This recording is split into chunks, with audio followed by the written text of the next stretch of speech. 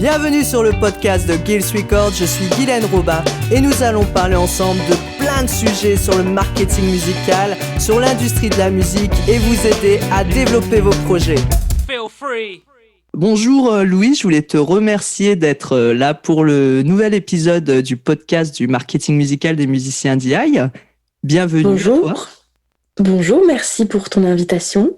Bah écoute, c'est avec plaisir et je te remercie vraiment d'avoir accepté parce qu'encore une fois, ça me fait plaisir de te recevoir dans ce podcast parce qu'on se connaît, voilà, je le dis juste pour ceux qui nous écoutent, hein, on se connaît depuis quelques années, enfin je dis quelques années, c'était oui, ça pour fait le festival quelques années. Playing for Change à Thionville, c'était il y a 2 ans, 3 ans 2018.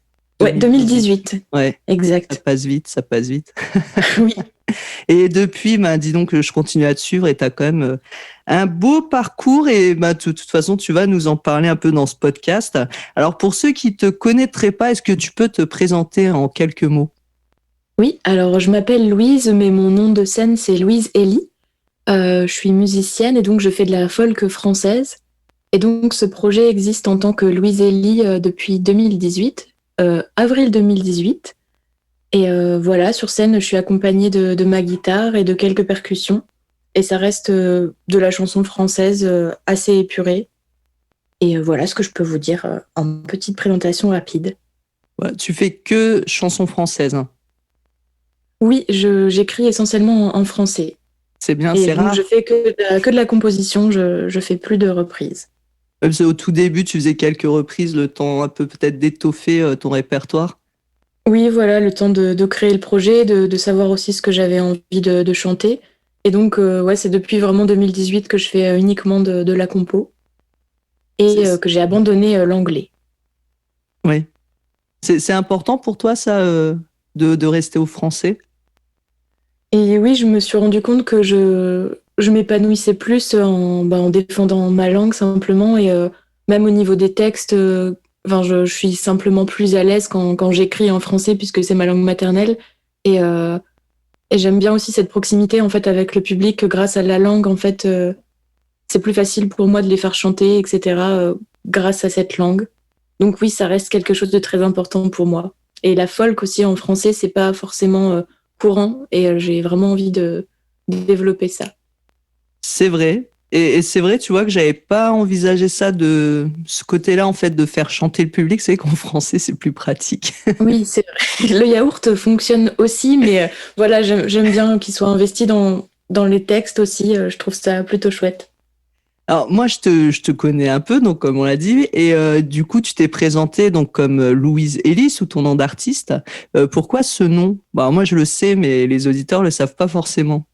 D'accord, alors Louise simplement parce que c'est mon prénom et Ellie c'est le prénom que j'ai donné à ma guitare et je considère que c'est un duo en fait avec ma guitare et donc il y a un trait d'union qui nous lie et voilà, c'était venu assez naturellement comme nom de scène. Ah, puis ça sonne bien, c'est super original. Cool, et bah tant mieux. Je sais que M aussi nomme ses instruments, il a une guitare qui s'appelle Billy qui est aussi le nom de sa fille. Et voilà, enfin, ça n'a rien de forcément très original de nommer ses instruments, mais Ouais, il y avait voilà, j'ai B.B. voulu. King aussi qui le faisait. Oui, mais vraiment, je pense qu'on a tendance à personnaliser nos instruments. Enfin, tous les musiciens, je pense, pourront le dire. Et voilà, j'avais envie de défendre encore plus ça en vraiment donnant mon nom de scène comme ça. Mais du coup, tu peux plus te séparer d'Ellie maintenant. Tu peux plus changer de guitare. Je sais pas comment ça se passera. Pour l'instant, elle me convient très bien, mais c'est vrai que la question s'est posée quand j'ai commencé à ajouter des instruments. Et Oui, parce que maintenant, vous faites des plans à plusieurs, mais... C'est ça. Je me suis dit qu'on allait garder cette racine Louise Elie, et puis sur scène, même si ça évolue, je me suis fait à ce nom, en fait, et voilà. Les gens pensent que c'est un vrai nom composé, et voilà, j'aime bien un peu ce questionnement que les gens ont quand ils me voient sur scène. Non, mais ça sonne bien et c'est original. Et en effet, tu as raison, c'est bien d'apporter un peu de mystère. Oui. Et donc, tu joues de la guitare, tu joues du ukulélé, tu joues...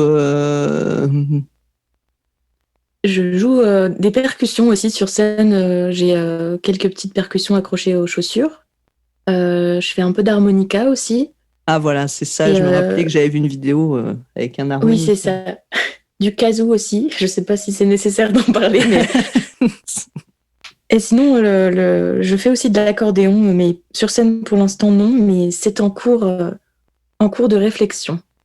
Oui, j'avais vu aussi une vidéo sur ton Instagram parce que tu es pas mal sur Instagram. Et Oui, d'ailleurs, je mettrai les liens de tes réseaux pour ceux qui ont envie de te suivre après avoir écouté ce podcast. Et j'espère oui, qu'ils ça vont te marche. découvrir donc sur ce réseau. Et justement, je t'en parlerai un peu plus après justement des réseaux et un peu comment tu gères tout ça, parce que c'est intéressant aussi d'avoir le côté, de parler du côté artiste, scène, et aussi du vécu dans les coulisses de l'artiste, parce que comme tu sais, je fais un podcast sur les musiciens DI, donc les musiciens qui sont un peu indépendants, qui se débrouillent tout seuls, et toi, tu fais Oui, tout aussi. Et ça, c'est une partie dont j'aimerais bien discuter avec toi, parce que je pense que ça va intéresser pas mal d'artistes indépendants. ok, avec plaisir. Je Et suis donc, ouverte à tes questions. bah, c'est gentil, Louise. Et donc, on va revenir déjà à ton parcours en tant qu'artiste. Donc, t'es toute jeune hein, quand même. Enfin, peut-être t'as pas à dire ton âge, mais Si moi, je j'ai trouve ça 25 ans, impressionnant quand même le parcours que t'as déjà à 25 ans. Et cool. t'es arrivé Bah, comment un peu dans la musique?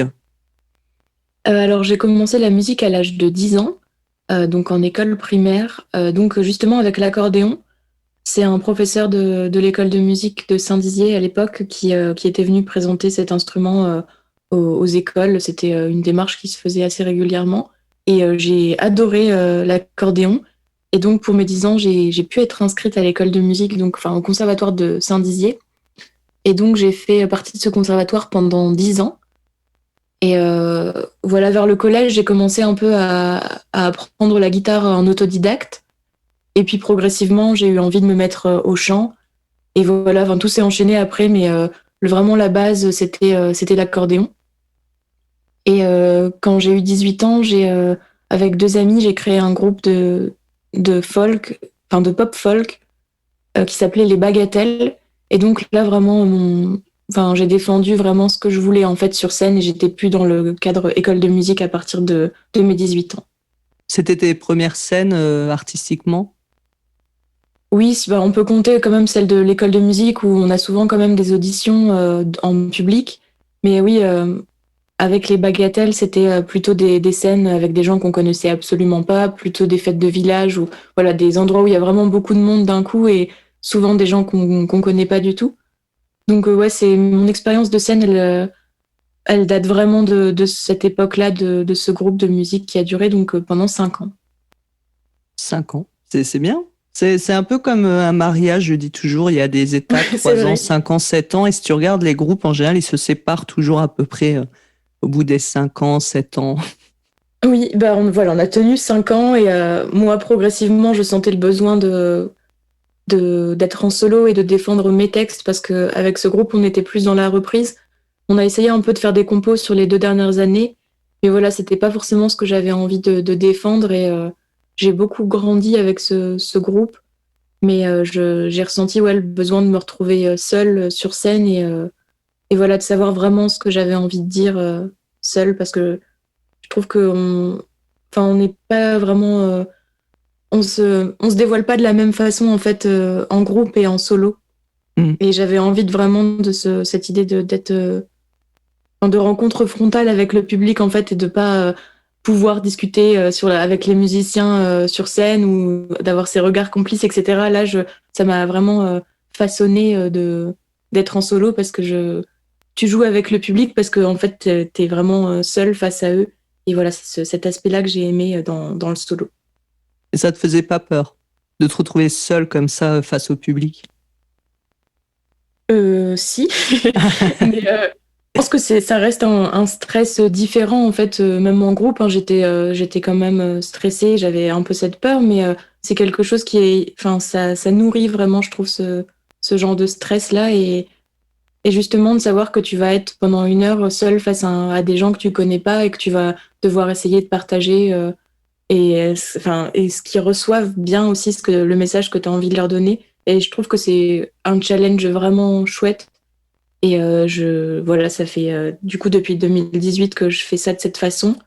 et ça me plaît vraiment et ça me fait grandir aussi sur plein d'aspects. Donc, pour l'instant, la peur ne m'arrête pas. Ça fait partie du contrat. C'est ça. Et au niveau de tes influences musicales, donc tu fais de la folk, tu préfères maintenant voilà composer en français. Et qu'est-ce qui t'a un peu influencé, inspiré au niveau de ce que tu fais aujourd'hui? Du coup, j'écoutais beaucoup de chansons en anglais avant. Je peux parler de Ed Sheeran quand même dans mes années lycée. C'est vraiment ce que j'écoutais. Lycée plutôt fac même. Ed Sheeran, enfin ses débuts en fait vraiment en guitare-voix que j'ai vraiment adoré. Et je pense que c'est de là aussi que j'ai voulu vraiment apprendre la guitare d'un aspect très rythmique. Je pourrais parler aussi de Jake Bugg que j'aime beaucoup, une sonorité un peu plus country peut-être.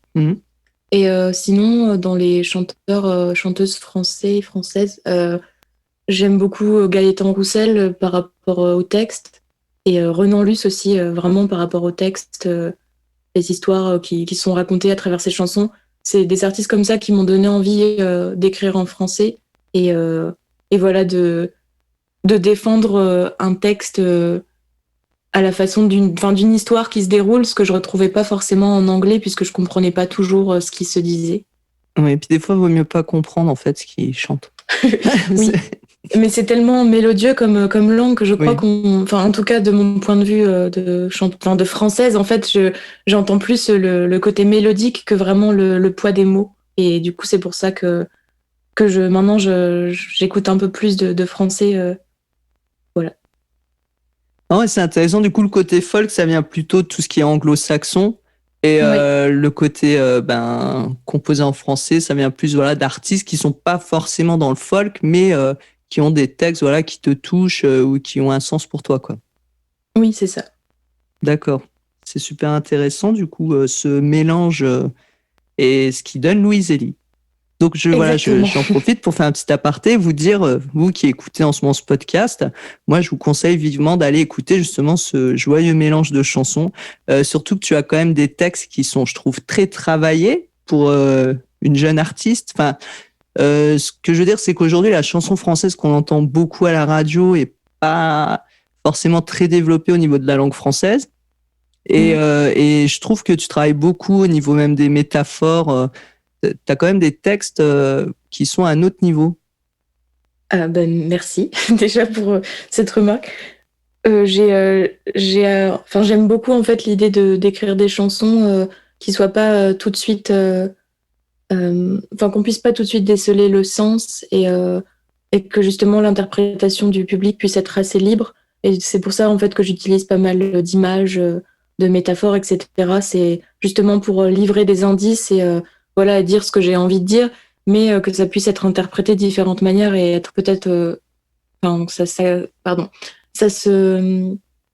j'ai plus le mot en tête. Ça s'adresse, oh là là, pour que ça puisse s'adresser à un public plus large. Oui, après la musique, voilà, ça reste toujours quelque chose de subjectif. Enfin, je sais pas toi, mais moi j'ai toujours du mal quand on cherche toujours un sens à ce qu'a voulu dire un artiste et que le principal c'est peut-être que chacun trouve son sens en fait. Oui, j'aime beaucoup cet aspect-là en fait, et souvent j'aime me rendre compte que une chanson que j'ai écrite qui parle d'une histoire personnelle fasse écho chez des gens, mais sur des points totalement différents. Et j'aime beaucoup en fait discuter avec les gens, savoir eux comment ils interprètent mon texte.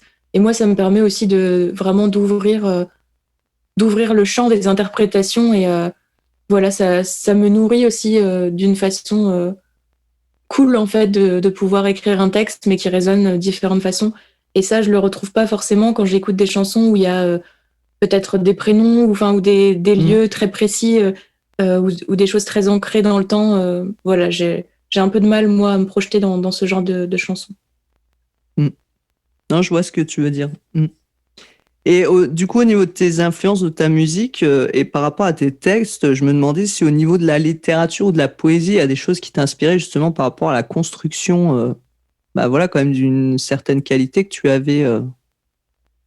J'ai fait un bac L, donc je pense forcément qu'il y a des choses qui ressortent grâce à ça, même si je m'en rends pas trop compte. Je j'ai pas de référence précise. Je ne sais pas trop répondre à cette Non, c'était question. par rapport à ton goût justement de l'écriture et ta façon d'écrire en fait. Oui. Oui, donc tu as un bac littéraire, donc je pense c'est quand même que tu as une attirance pour ce côté-là quand même, donc ça peut expliquer Oui. certaines choses. Oui, et du coup, j'ai fait aussi une licence d'art plastique où on est beaucoup aussi dans l'étude enfin, les symboliques des œuvres d'art, etc. Et donc, on est amené à lire beaucoup de choses.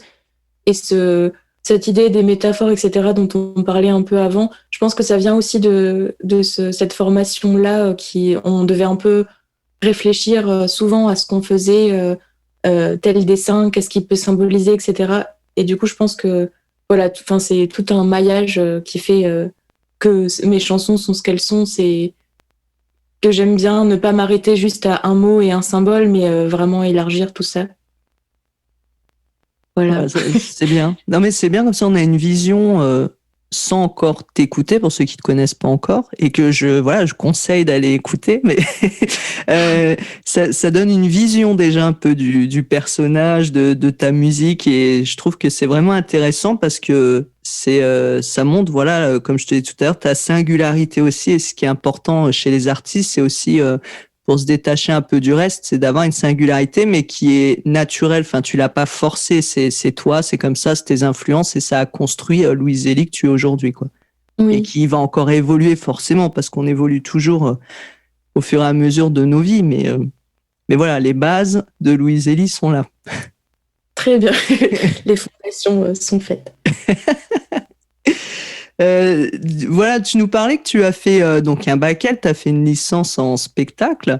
T'as En art toujours plastique, du coup. art plastique, pardon. Oui, pas de souci. Donc, et tu faisais pas dans tout ce qui était scénique aussi Oui, en fait, j'ai un parcours un peu mélangé. J'ai fait une licence d'art plastique en 3 ans. Ensuite, j'ai fait un master pour être professeur d'art plastique que j'ai abandonné et j'ai fait un master scénographie. Donc, effectivement, il y a quand même le lien au spectacle qui s'est fait à la fin de mes études. Et voilà, et du coup, l'art plastique, je comprends mieux aussi tes visuels parce que, voilà, pour ceux qui écoutent, vous irez voir sur Facebook et Instagram, c'est toi qui fais tous les visuels que tu publies à chaque fois. Oui, c'est ça, oui. Les illustrations, là, c'est vraiment chouette. Merci. Mais c'est vrai, c'est vrai. Faut le dire. J'aime bien, en fait, créer tout un univers, être responsable de tous les visuels, etc. Je trouve que ça m'aide aussi à être plus cohérente entre les chansons et les visuels. J'aime bien, moi, vraiment, quand il y a une progression et une cohérence. Et ce que je pourrais peut-être pas retrouver si je faisais appel à un graphiste ou autre. Oui, tu racontes une histoire à chaque fois avec tes visuels. Oui, c'est ça. Et t'as même fait les petits badges et tout. Enfin, moi, je trouve ça cool. Je ne m'arrête plus. C'est ça. Et les petites feuilles, alors bon, je me disperse un peu, mais parce que comme j'ai partagé quelques scènes avec toi, les petites feuilles aussi que tu donnes avec tes illustrations pour faire des petits autographes et tout, je trouve ça super original, quoi. Chouette, ça a l'air de plaire. En plus, il y a certaines personnes qui me disaient celle-là, je ne l'ai pas. Donc, je vois qu'il y a des petites collections Ah, qui se forment, donc c'est assez marrant. intéressant ça. J'aime bien. Oui, j'aime bien cet aspect. Qui sera le collectionneur fou qui aura mes illustrations depuis le début? Je ne sais pas. Même moi, je ne les ai pas. T'imagines dans 20 ans? Ce serait marrant, hein. Je suis preneuse.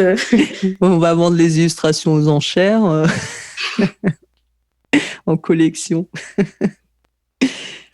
D'accord. Donc, tu as toujours été quand même attiré par le milieu artistique, que ce soit la musique, même le côté littérature, ou voilà, ou le côté illustration, graphisme, etc., dessin. Oui, oui.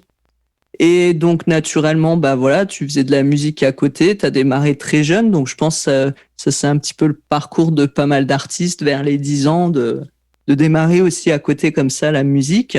Et qu'est-ce qui t'a fait dire à un moment, parce que voilà, tu as dit que tu as fait un master pour être professeur d'art Art graphique, plastique. d'art Oui. plastique, pardon.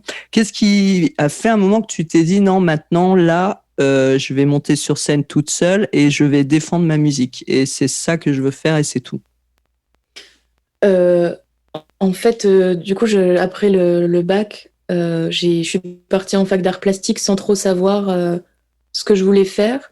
Mais il y a toujours eu en fait la musique qui était en arrière-plan, vraiment depuis mes 10 ans, donc que ce soit au lycée ou donc au collège et ensuite à la fac, il y avait toujours la musique qui prenait de plus en plus de place en fait. Et donc j'ai quand même voulu aller au bout de mes études, avoir un master juste pour avoir un diplôme et aussi être fière d'avoir accompli quelque chose dans ce domaine plus scolaire. Mais voilà, je savais que la musique était toujours là et serait toujours là. Et donc après le master, je me suis dit que j'allais essayer d'en faire mon métier. Voilà, aujourd'hui c'est un peu compliqué, donc je suis à, on va dire, moitié-moitié, donc c'est déjà cool. Mais voilà, avec pour objectif de vraiment continuer parce que je me vois pas vraiment faire autre chose et c'est le seul truc qui est resté en tout cas depuis l'enfance, c'est que j'ai envie de continuer. Ah, écoute, en tout cas, tu as l'air sur la bonne voie, de ce que je vois, de ce que je suis de toi. Et Oui.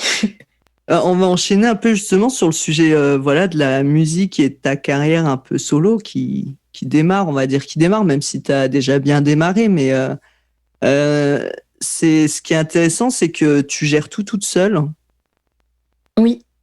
C'est toi qui fais ton booking, qui contacte les gens, qui trouve tes scènes, qui gère tout l'administratif, etc., quoi.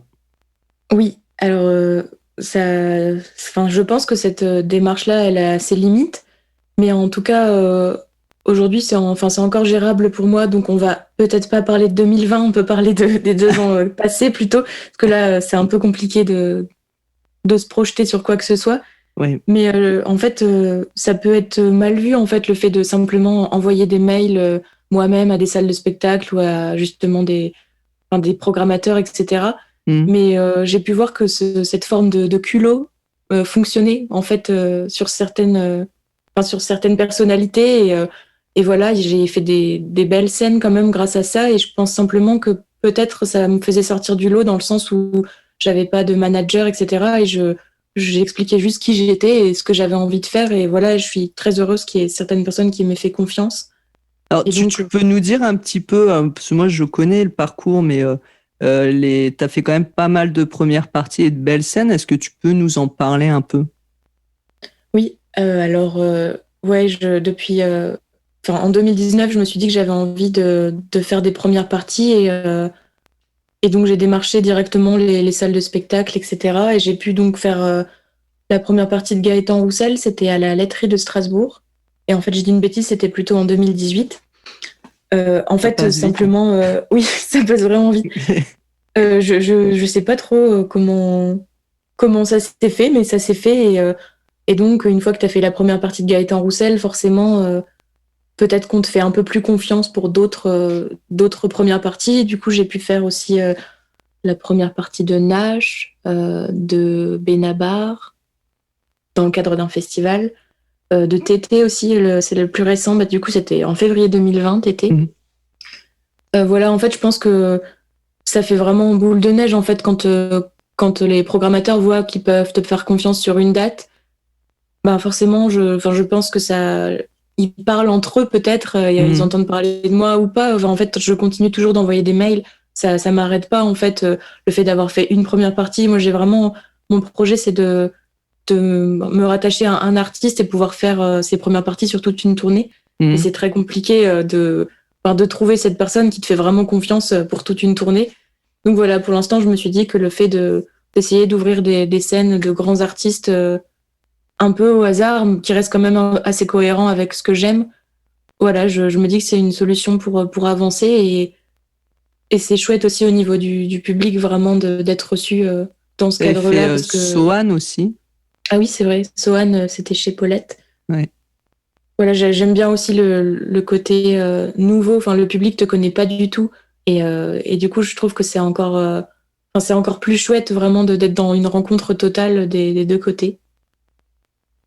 Bah, surtout que moi, je t'ai vu plusieurs fois lors de tes concerts et puis en première partie de Sohan, j'étais venu aussi.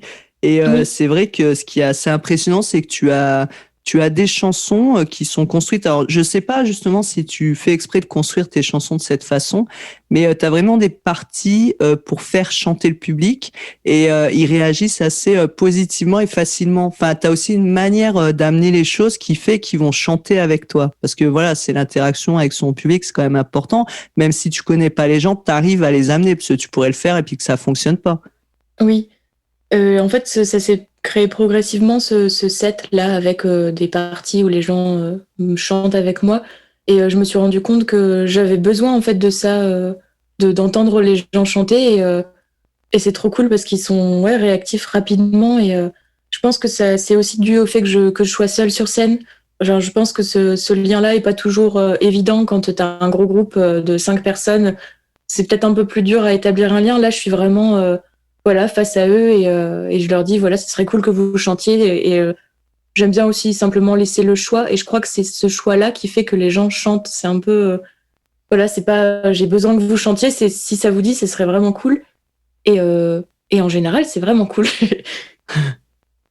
Non, mais c'est vrai que tes chansons, enfin les parties chantées avec le public, ça passe bien, quoi. C'est comme des petites ritournelles. Enfin, je sais pas si tu vas m'en vouloir de dire ça comme ça, mais c'est. Non, non, ça, j'aime bien. Et je me rends compte que la version avec public souvent me plaît plus que quand je la chante vraiment seule. Parce que ça arrive, certains concerts où je me sens peut-être pas de faire participer le public pour enfin, diverses raisons. Et ouais, je me rends compte que ça crée vraiment un manque dans la chanson. Et du coup, ouais, je suis contente quand j'arrive à le faire parce que je vois que la chanson prend une autre ampleur. Et, euh, et les gens ont l'air d'apprécier aussi et de peut-être aussi mieux comprendre la chanson d'une certaine façon. C'est justement le fait que tu sois seul sur scène, est-ce que le public fait pas aussi partie intégrante de ton show, quoi, de tes chansons Oui, ouais, c'est un peu venu de cette idée, le fait de créer aussi un duo avec le public.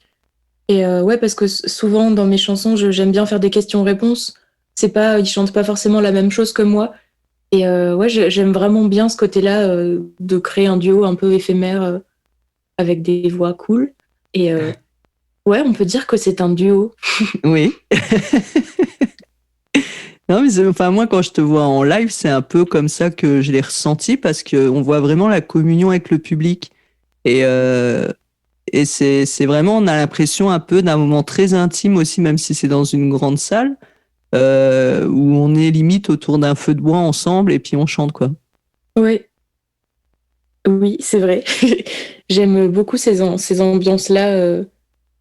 Donc, j'aime bien le fait de réussir à retranscrire ce côté intimiste dans des grandes salles. Après, j'ai pas fait énormément de grandes salles, mais pour la laiterie de Strasbourg, où il y a 1000 places, il me semble, c'est trop cool, en fait, de voir que des gens, enfin, qu'il y a 1000 personnes qui chantent avec toi.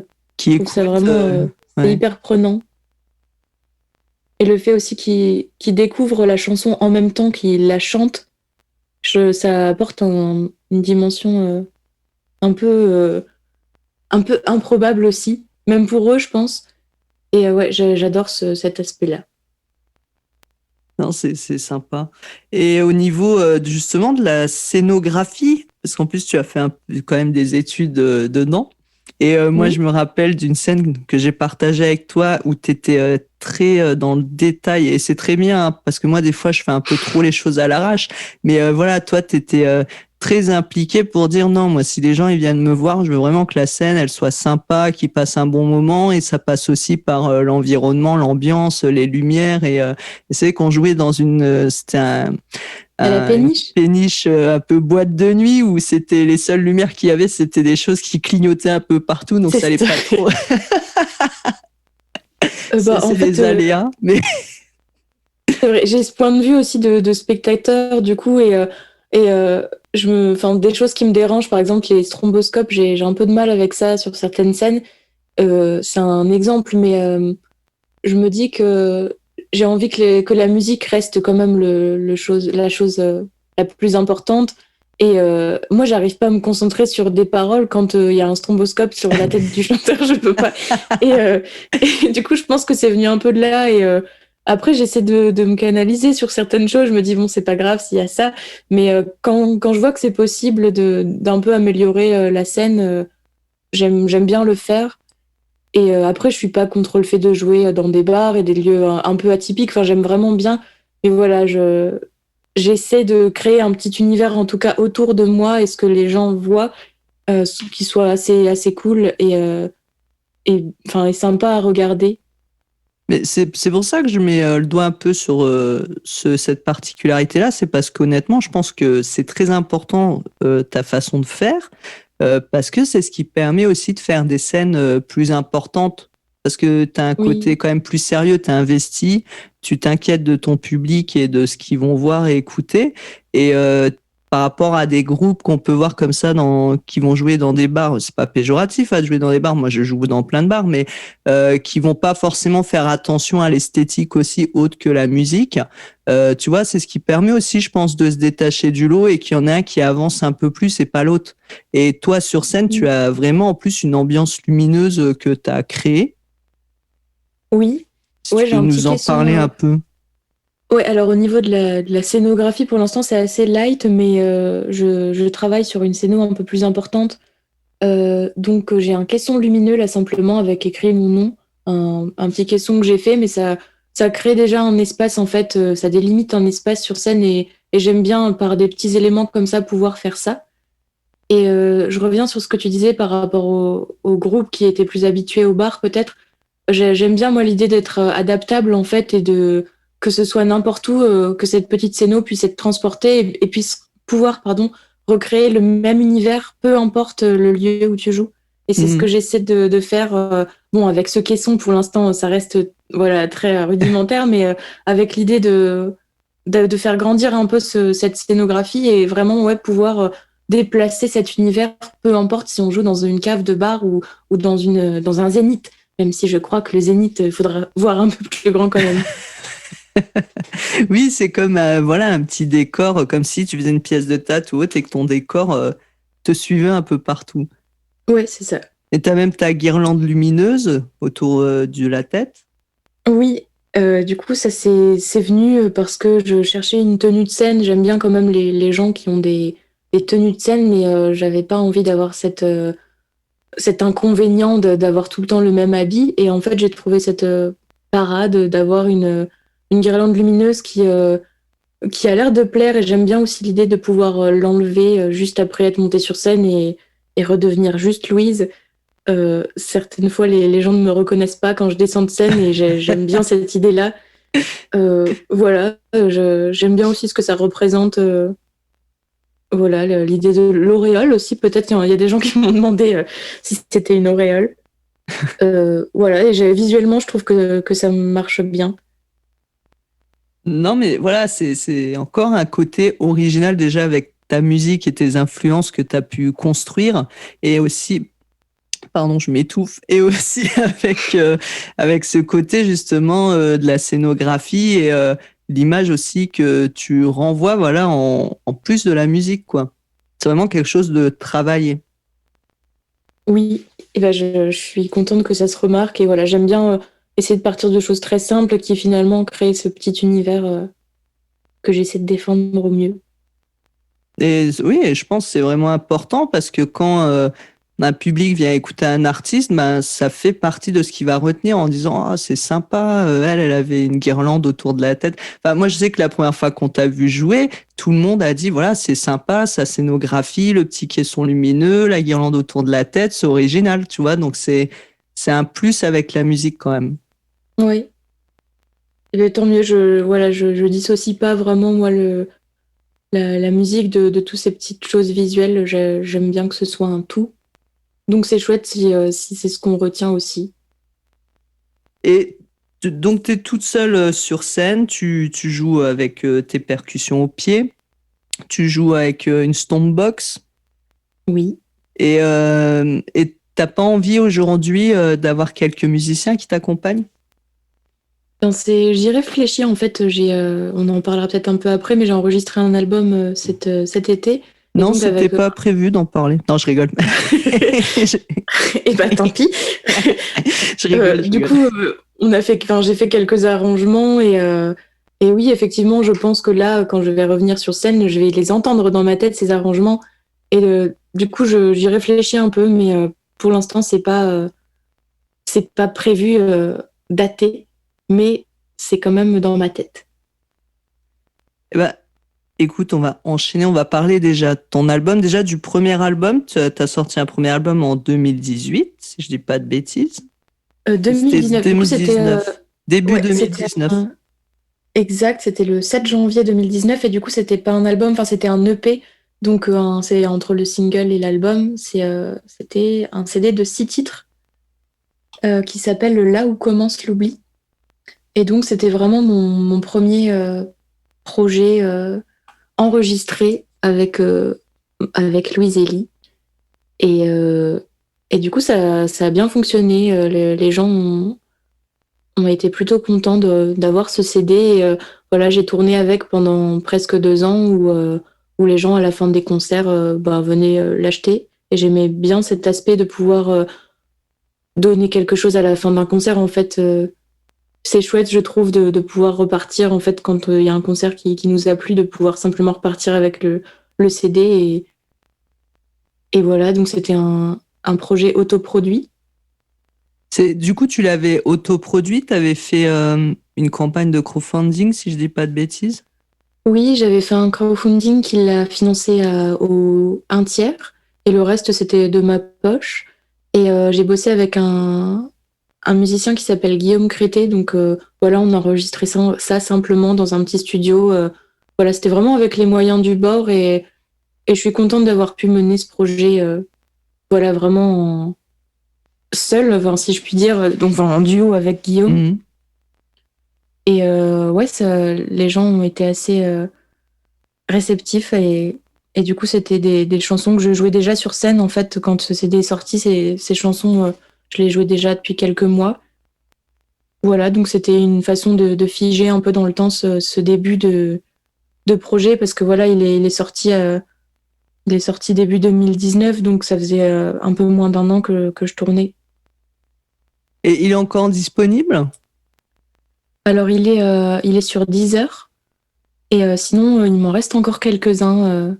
Voilà, certaines personnes me les commandent sur Facebook ou Instagram, enfin, comme ils peuvent me contacter sur Internet et je les envoie par la poste.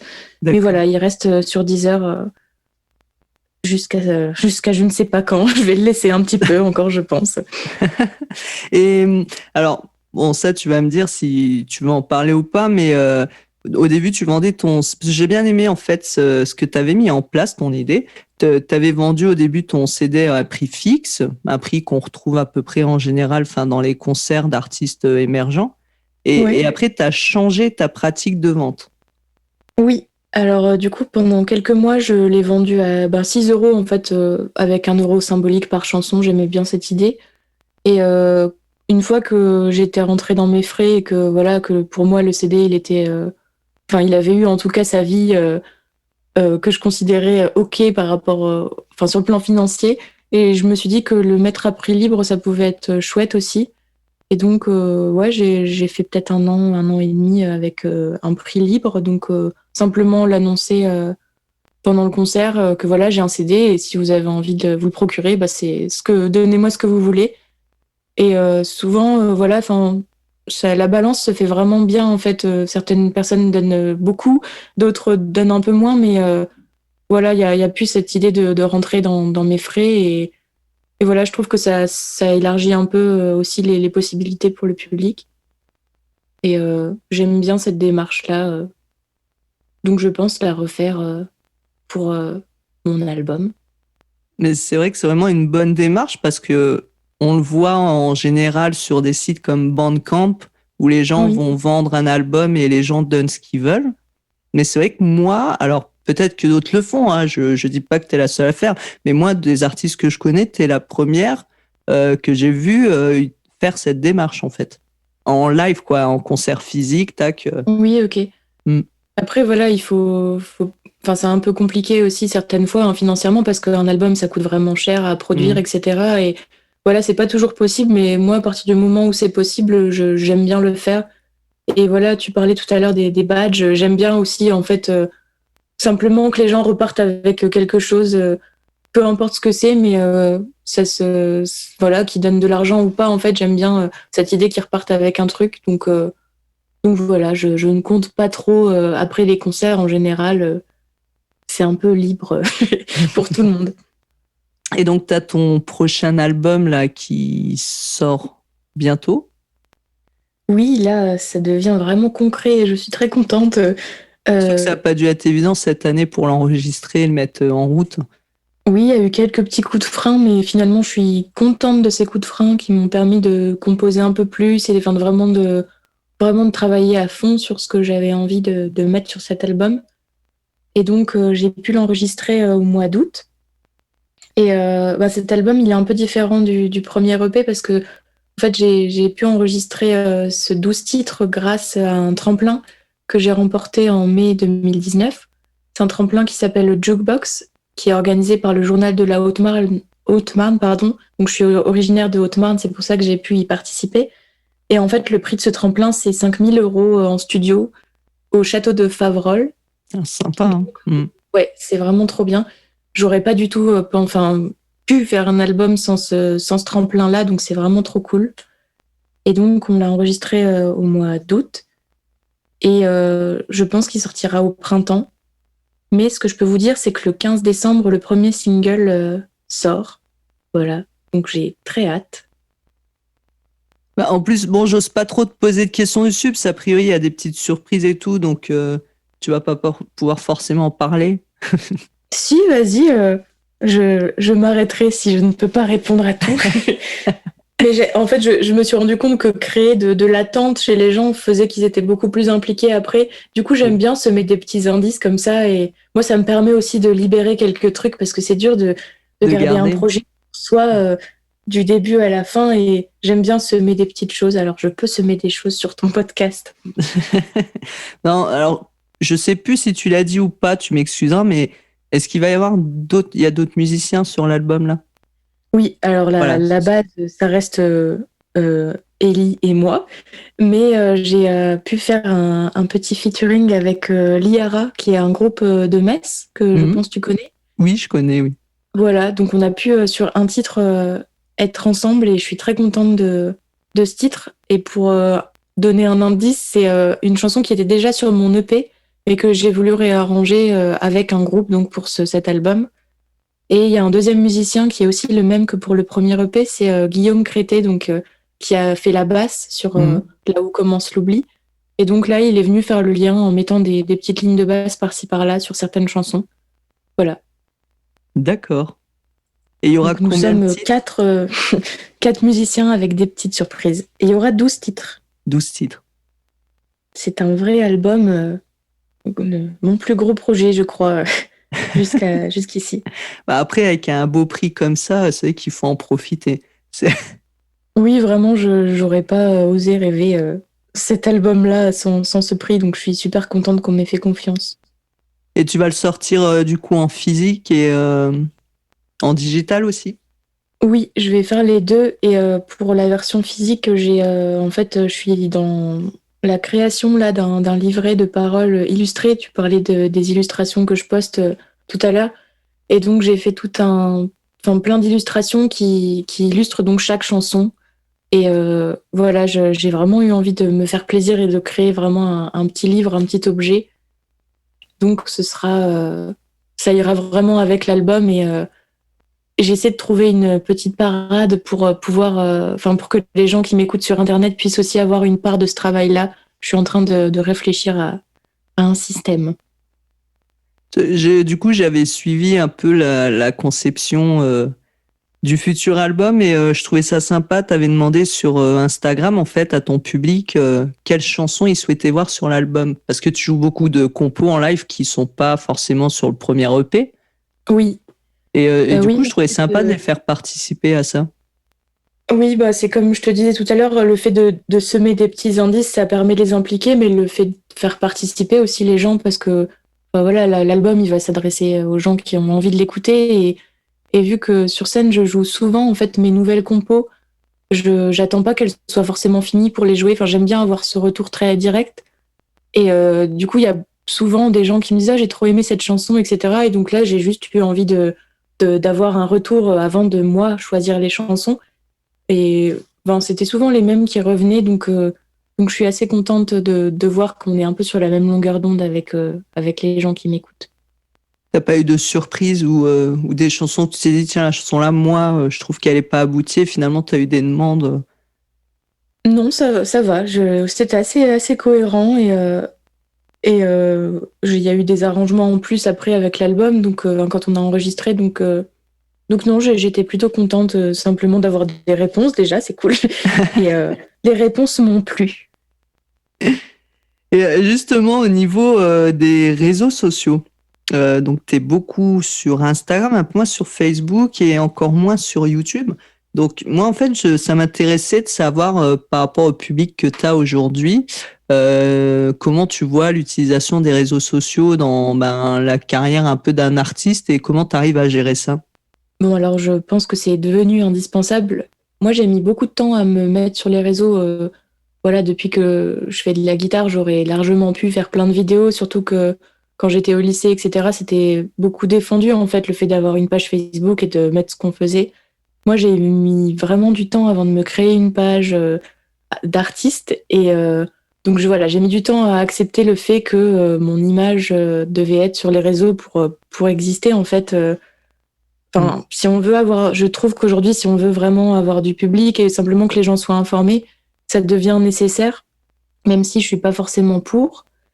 Et donc, YouTube, ça reste une plateforme indispensable pour les musiciens, pour poster des clips, etc. Enfin, c'est vraiment, je trouve, la seule plateforme qui puisse faire ça, en fait.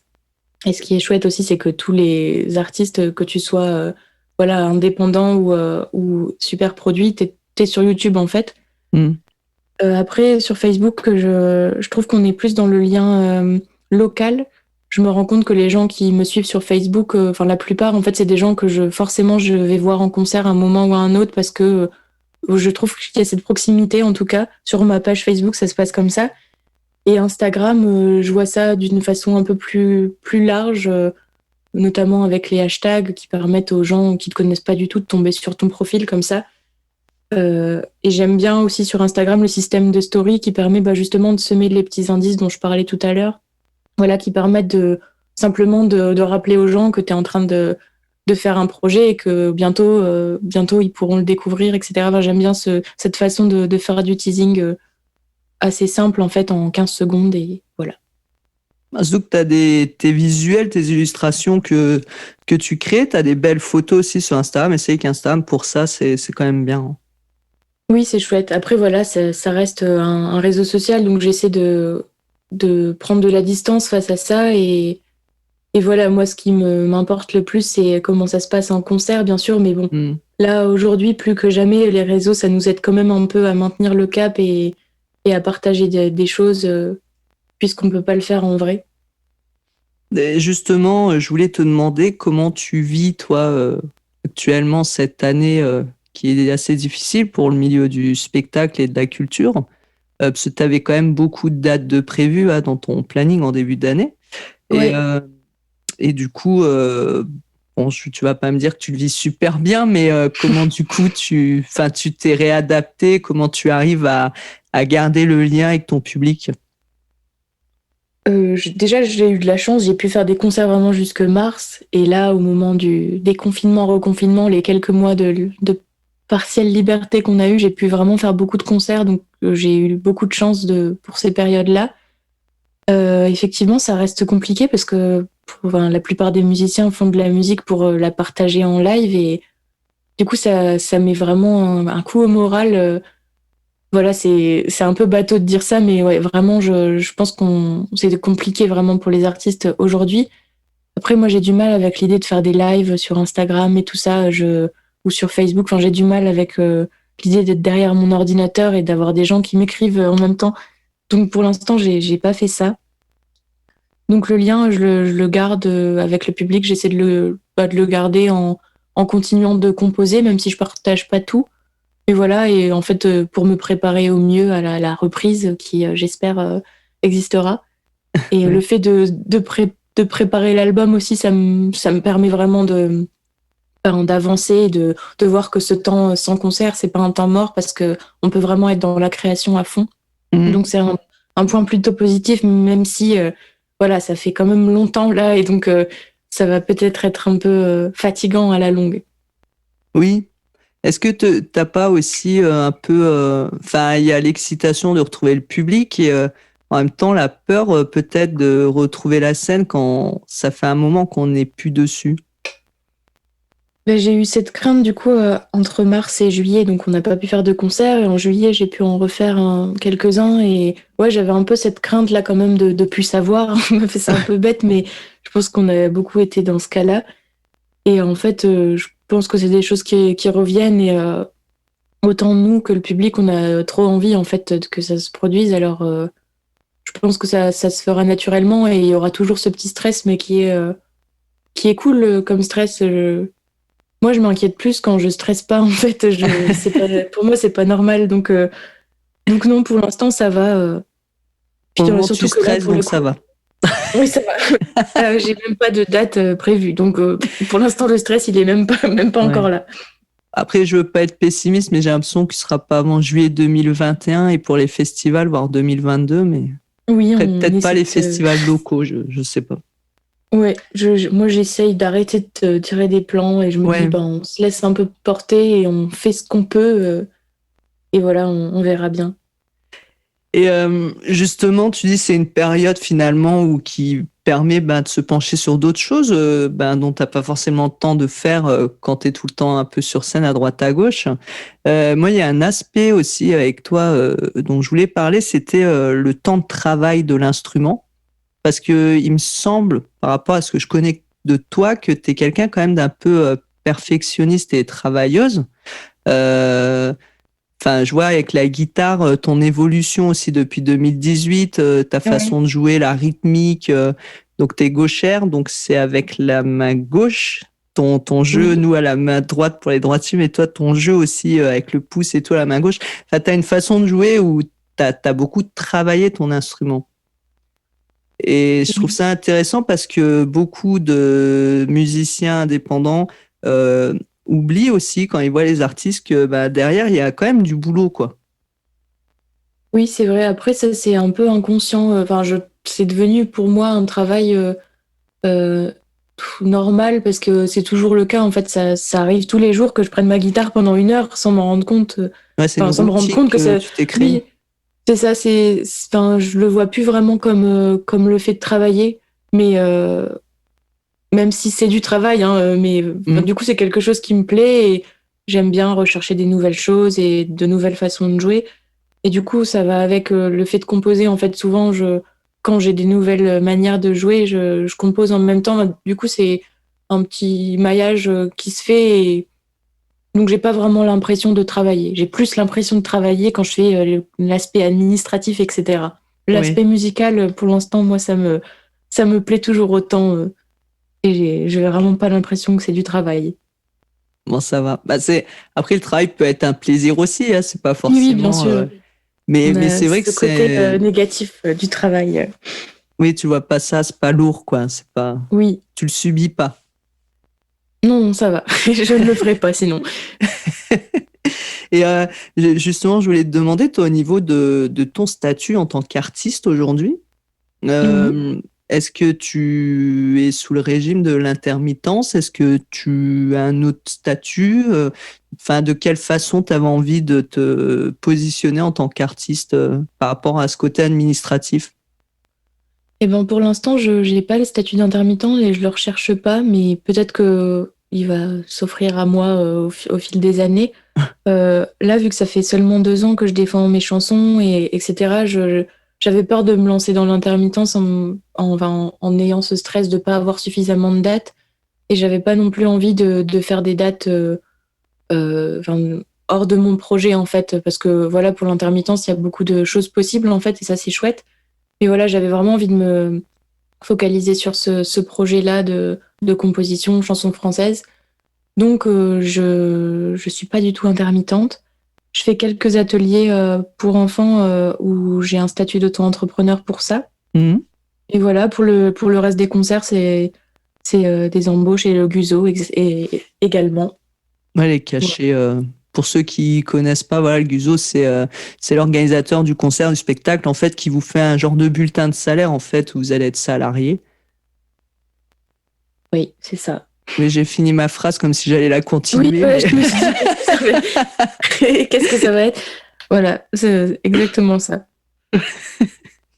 Mais finalement, je me dis, heureusement que je suis pas intermittente en ce moment parce que c'est vraiment compliqué. Donc voilà, je me dis que c'est arrivé, c'est bien tombé, on va dire, pour moi, que je me sois pas lancée tout de suite dans cette aventure. Ah, surtout, voilà, pour ceux qui sont tout nouveaux dans l'intermittence et qui viennent tout juste d'avoir leurs heures, c'est vrai que c'est encore plus compliqué. Hein. Oui. Tu animes des ateliers aussi pour les enfants. Oui. Donc ça, c'est un choix de ta part ou tu l'as fait par besoin puisqu'il faut aussi vivre et remplir son frigo? Eh bien non, ça permet quand même de remplir le frigo, mais à la base, c'est une association qui s'appelle Zicamine, qui est située à Metz. Et en fait, ils organisent un festival tous les ans qui s'appelle Zicamess. Et ils ont une part de jeune public pour ce festival-là. Et ils m'ont proposé de créer un atelier pour un peu parler de la guitare, etc. Et du coup, j'ai créé en fait un conte autour de la guitare. Et du coup, j'ai pu faire quelques fois cet atelier-là. J'ai dû le faire 3 ou 4 fois. Et ça me plaît bien, cette idée-là de rencontrer des enfants et qui parfois connaissent même pas ce que c'est une guitare. Et j'ai bien aimé cette façon de me présenter et de présenter la musique. Parce que c'est un peu comme ça aussi que moi j'ai découvert la musique. C'est en primaire, à l'âge de 10 ans, quand quelqu'un est venu me présenter l'accordéon. Donc j'aime bien cette idée un peu de retransmettre la façon dont moi j'ai connu la musique. Ouais, c'est sympa. Moi, j'avais aussi, j'avais 9 ans, c'était mon enseignante à l'école primaire qui jouait de la guitare. Ok, voilà, je trouve que vraiment c'est des moments comme ça très importants et même si dans une classe t'as que 2 élèves qui ont envie de faire de la musique en sortant, je trouve ça trop bien parce que voilà, moi ça fait 15 ans que je fais de la musique et c'est grâce à une petite intervention comme ça, donc voilà, quand je peux le faire, j'aime bien aller à la rencontre des enfants. Et alors, je sais pas toi, mais ce que je trouve intéressant, c'est aussi le fait que tu sois une femme qui joue de la guitare. Moi, je sais que quand j'étais à l'école primaire, à part Dorothée, désolée, je suis des vieilles générations. Et on voyait pas beaucoup de femmes qui jouaient de la musique ou de la guitare. Donc, du coup, je me suis dit, tiens, les filles aussi, elles peuvent jouer de la guitare. Et ça me fait penser d'ailleurs à Joan Jett, qui avait eu une réflexion quand elle a voulu se mettre à la guitare électrique et que dans les années 70, on lui a dit non, la guitare électrique, c'est pour les hommes. Et du coup, le fait que tu interviens comme ça en atelier, je me dis, ça peut être sympa. Alors, je sais pas si ça a évolué dans la tête des enfants, mais de voir une femme qui joue de la guitare aussi, peut-être de se dire, bah tiens, moi, en tant que fille aussi, je peux jouer de la musique, quoi. Ouais, peut-être, je sais pas vraiment l'état d'esprit des enfants, mais en tout cas, moi, je vois aujourd'hui une belle évolution quand même d'artistes féminines qui sont plus uniquement des chanteuses parce que c'est souvent ça. Souvent, on accorde le fait d'être chanteuse. C'est toujours une femme qui a la voix principale dans un groupe et souvent, c'est que des mecs derrière.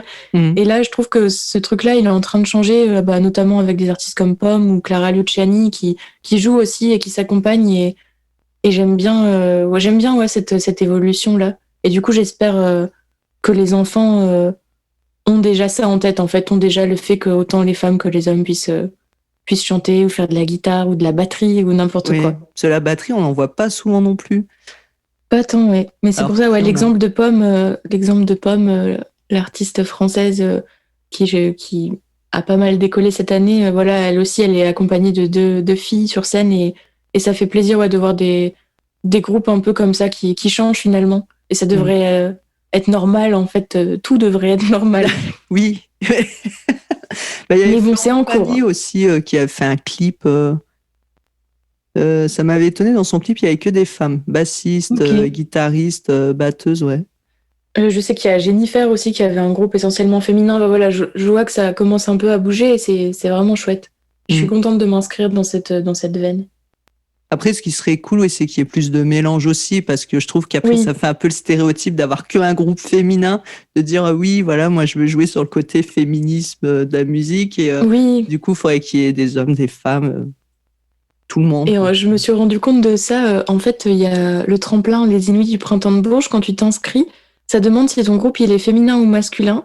Ah. Et en fait, il suffit que le leader du groupe soit masculin pour que le groupe soit considéré comme masculin et inversement.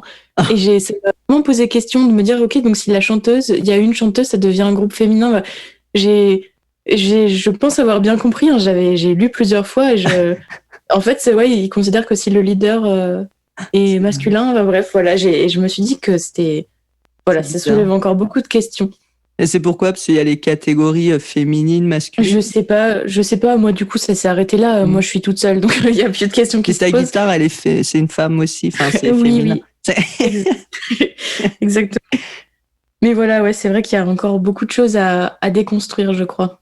Pour terminer sur le podcast sur Louise Elie, donc je rappelle juste qu'il y aura en description du podcast des liens pour aller l'écouter sur Instagram, Facebook.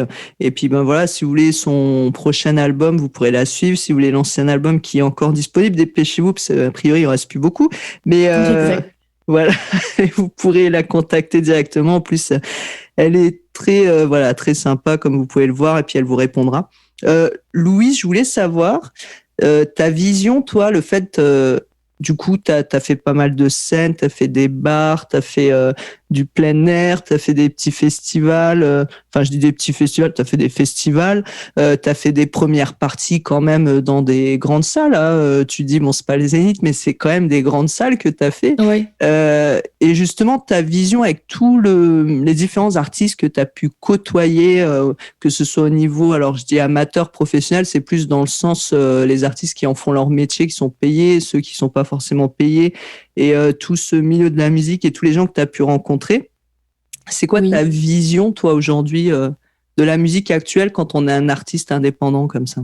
Enfin, ta vision dans le sens, justement, toi, depuis 2018, qui te met à fond dans la musique pour essayer d'éclore, on va dire, est-ce que tu penses qu'aujourd'hui, en 2020, j'ai dit 2020 alors que je suis Lorraine, en 2020, voilà, merci. Est-ce que tu penses que c'est plutôt facile ou compliqué avec tous les outils qu'on a en place et la façon de contacter? Parce que toi, tu contactes beaucoup toute seule les salles ou autres. Est-ce que c'est plutôt facile d'essayer de sortir du lot et de se faire une place? Je pense pas que ce soit facile. Je pense vraiment qu'il faut être très coriace et très persévérant. Et c'est peut-être ça qui est le défaut de certaines personnes qui lâchent en fait assez rapidement. Parce que moi, ça m'arrive vraiment beaucoup de me dire bon, bah, c'est bon, là, j'ai envoyé 40 mails cette semaine, j'ai 2 réponses négatives en plus. C'est bon, enfin, je pourrais vraiment baisser les bras. Mais je pense vraiment que c'est ce fait de persévérer et qui est vraiment nécessaire. Donc, je pense pas que ce soit facile, mais une fois que tu as vraiment persévéré et que tu as eu quelques belles chances, en fait, moi, vraiment, j'ai eu de la chance, je pense, sur cette première partie et qu'on ait fait appel à moi et pas à d'autres gens. Mais je pense qu'une fois qu'on a eu ces chances-là, il faut pas lâcher et c'est pas que ça devient facile, mais on y voit un peu plus clair, en fait, et on a eu cette expérience de voir vers où on voulait aller. Et c'est peut-être ça qui fait que certaines personnes lâchent, c'est elles sont restées à cette première étape de démarcher énormément et d'essayer et de pas avoir eu cette petite chance en plus qui a fait qu'elle s'est accrochée. Donc, vraiment, la persévérance est nécessaire. Et donc, pour répondre vraiment à la question, je pense pas que ce soit facile en 2020 de sortir du lot et de vraiment de faire de la musique son métier. Mais en tout cas, on a tous les outils grâce à Internet, etc. On a plein d'outils. Il faut juste réussir à bien s'en servir et pour essayer d'avancer et montrer que je pense qu'on vaut tous la peine en fait d'être écoutés. C'est juste que cette part de chance n'est pas toujours là au même niveau pour chacun. Oui, c'est tout le monde a un public. Oui, je pense vraiment, ouais. Oui, c'est ça. Il faut trouver son public et souvent on a tendance à attendre qu'ils viennent vers nous quand on poste une vidéo sur YouTube, etc. Mais je pense qu'il y a une autre part où il faut vraiment réussir à aller les chercher, en fait. Oui, c'est peut-être le problème justement des artistes quand ils débutent. Quand je dis débuter, c'est plutôt dans le milieu, à essayer de se faire découvrir. Je pense qu'ils sont plus à la recherche d'un succès avant de trouver un public, en fait. Oui. Ouais, et ça, je pense que quand on fait des premières parties, justement, ça permet de tâter un peu le terrain et de voir, enfin, de découvrir plein de publics différents, en fait. Parce que quand on joue dans un bar, il y a souvent le public qui est attitré à ce bar, même si, il y a toujours des gens qui se rajoutent, hein, bien sûr. Mais quand on joue dans des lieux précis, en fait, je crois que le public est déjà créé et c'est soit il t'aime bien ou soit il t'aime pas. Mais je trouve que le fait d'aller piocher des différents publics chez différents artistes, ça permet justement, toi, vraiment de voir la couleur de ton public à toi. Et c'est cool, hein. Enfin, c'est un travail, moi, que j'aime bien faire. Et quand je vois que des gens qui m'ont découverte sur une scène comme la laiterie et qui aujourd'hui me suivent encore après 2 ans, je trouve ça trop chouette, en fait. Et je pense vraiment que ça fonctionne, en fait. Donc, c'est quelque chose, moi, que je conseillerais aux gens simplement de chercher à faire des premières parties, même si ça paraît improbable d'essayer ce genre de choses. Bah voilà, ça paraît improbable. C'est vrai que c'est beau quand même les premières parties que tu as pu faire, mais tu t'es donné les moyens. Oui, oui. Enfin, oui, je me suis donné les moyens et voilà, et on m'a fait confiance en face et voilà, mais ouais, c'est assez fou quand on y réfléchit et on a bien envie que ça continue. Voilà. Eh ben écoute, je te souhaite en tout cas que l'année prochaine soit meilleure que... Bah déjà, il y aura quand même la sortie de l'album, donc c'est déjà un Ouais, point et puis là, positif. même en décembre, ça va bouger un peu avec le premier single, les premiers clips, donc j'aurai déjà une petite avancée que je ressentirai quand même. Ah, il va y avoir des Mais clips aussi? Oui. et ben là, pour le premier single, bah, je peux même donner le titre. Il s'appelle Débris, et donc il sort le 15 décembre et le clip sortira quelques jours après. Donc voilà, ce D'accord. sera un vrai premier clip.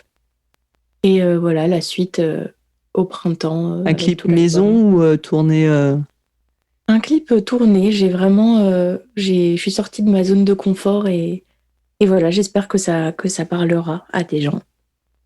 Ah bah écoute, on a hâte de voir ça le 15 décembre. Donc c'est C'est ça. non, le 15 décembre, c'est pas le clip, c'est le morceau. Oui. Le 15 décembre, c'est le morceau et je Et pense que ce sera le 20, on pourra sortir le clip pour que la chanson soit déjà connue du public, qu'il puisse ensuite regarder le clip. J'aime bien cette idée de faire un petit échelonnage des choses oui, c'est mieux qu'on que a de envie de tout suivre. sortir en même temps. Voilà, j'espère que c'est une technique utile. On verra bien.